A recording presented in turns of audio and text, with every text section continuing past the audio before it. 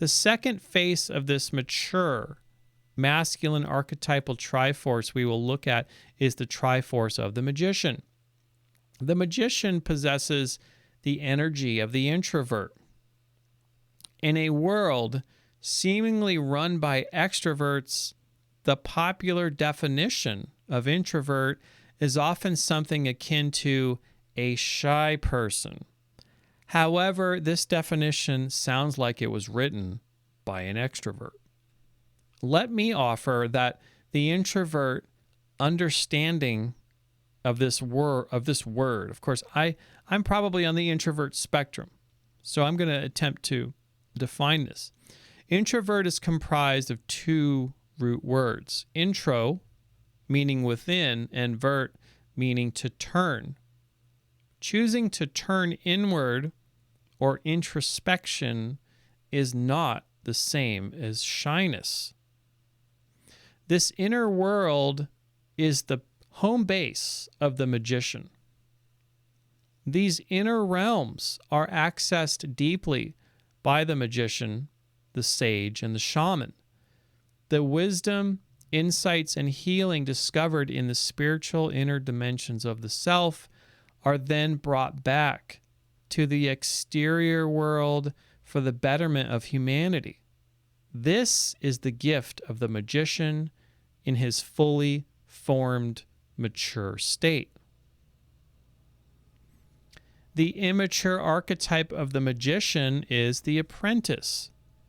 Just like the hero is the positive foundation of the warrior, the apprentice is the positive foundation to the magician. The lesser apprentice elements, or the shadow apprentice, consists of the manipulator and the martyr. The manipulator archetype is the boy who falls in love with the power of deception, lying and stealing to get what he wants. He enjoys playing tricks on people in order to amuse himself. The martyr, on the other hand, is the passive element.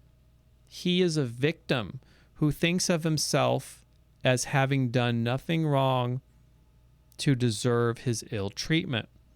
The martyr, in his responsibility-dodging self-righteousness, believes himself to be deserving merely because of his goodness, failing to understand why he was always so persecuted. So again, with this map, someone who doesn't grow out of, let's say, the immature shadow aspect of the manipulator and grows on into adulthood becomes controlling. They become the controller. And a martyr, someone who's like, oh, why is it always me? You know, the blaming of the self, and it's or the you know, you're a victim all the time. I'm a victim. If they never grow out of that into adulthood, they become the impostor, which is another form of the victim. And of course, the idea is that through the manipulator and the martyr, through the immature aspects and confronting those, eventually you become the apprentice. And then the apprentice will always encounter the imposters and the controllers, and will hopefully meet the magician they can model their behavior after the magician and become the fully formed magician. But they can only do that if they encounter both the controller and the imposter sometime in their lives, and they're able to reconcile those aspects and in a sort of way vanquish the imposter and the controller. The mature magician archetype is comprised of the lesser magician elements, the controller and the imposter. The controller is the shadow magician, which attempts to keep knowledge to himself for his own benefit. The controller fails to understand that upliftment of others is also upliftment of himself. He weaponizes his knowledge against others. This is also known as sorcery. He remains a bystander to life never really jumping in and experiencing it fully, but chooses to control it at arm's length from the shadows. We all may know people like this. I'm sure we've all encountered people like this before. The impostor, on the other hand, is the passive lower element of the magician. The impostor wants what the magician has, but avoids the difficulty and pain which comes along with self-knowledge and higher levels of awareness. He's not committed to go through the difficult things that he has to go through to become the magician. He's very slippery and will always undercut those on their own path of ascension, right? If he meets someone who's looking like they're on their way to becoming the magician from the level of apprentice, then he'll try to undercut them. He does so, however, in a hidden way, presenting himself as naive to their plight. So you got to watch out for these people too.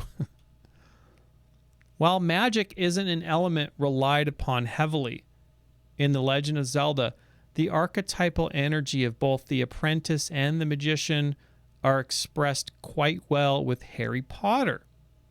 Harry Potter defeating Voldemort is likened to the warrior archetype which Link ascends to after killing Ganondorf. Of course, Harry Potter ascends from apprentice to magician at that moment, as well as the two other archetypes we are about to look at. So this is a great example of coming from apprentice to the magician. Just because the magician vanquishes the sorcerer doesn't mean the battle is over. The shadow magician can emerge at any time, possessing the magician in a destructive manner. The magician must maintain a careful and close awareness of his inner dimensions.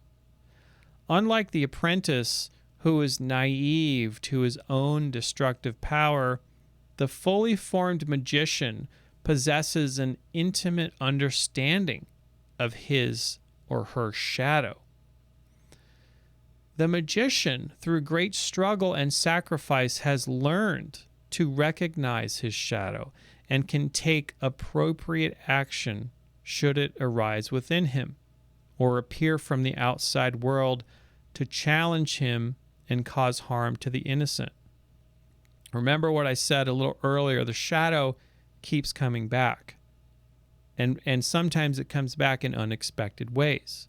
So the magician knows this very well, and he knows himself very well because he's the inward traveler. Those who meet the shadow head on when its power is greatest stand to become very powerful magicians should they survive the encounter. They don't always do. In the Lord of the Rings story, Gandalf the Grey battles a Balrog in the mines of Moria. Upon his initial encounter with the monster, Gandalf says to it, "You shall not pass." This statement serves as a ward of protection as Gandalf stands between his friends and the monster. This statement is also an acknowledgement of his own shadow, which will never truly die, but should remain under his control, never to be unleashed upon his friends in the realm. This unholy, destructive power of Gandalf is reserved by the magician for occasions when the most diabolical evil threatens to destroy the world.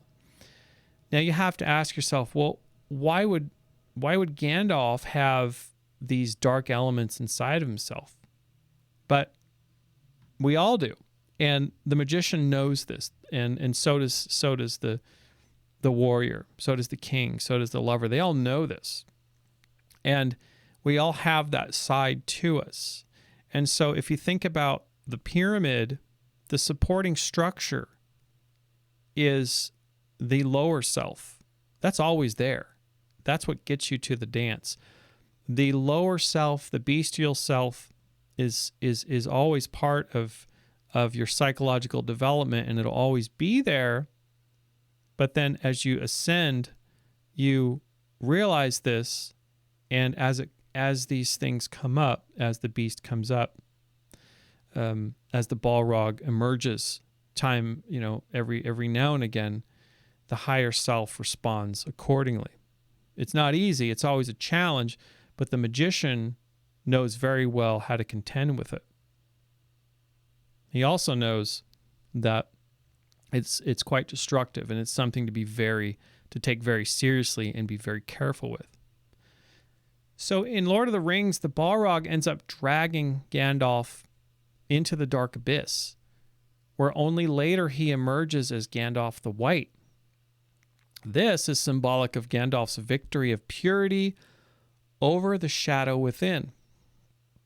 This purity is not Gandalf's, but instead it represents the purity or goodness of the realm which he protects. Taking on such a task is the role of the fully formed magician archetype. Remember what happened to Saruman the White. While the same outcome may not occur with Gandalf, the potential is always lurking.